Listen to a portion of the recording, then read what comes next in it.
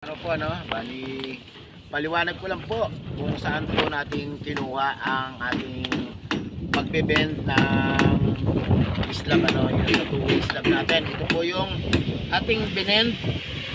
Makikita nyo po, ayan po ay nakabend Kinuha po natin yung bend na yan sa L/4 na tinatawag. Ang tawag po sa L/4 ay ganito.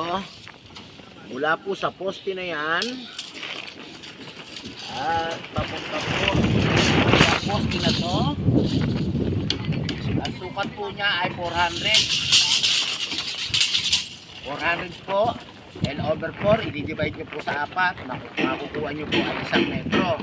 Kaya ito po ay itong bend na to mula sa biga, i-bend po natin ng 1 metro.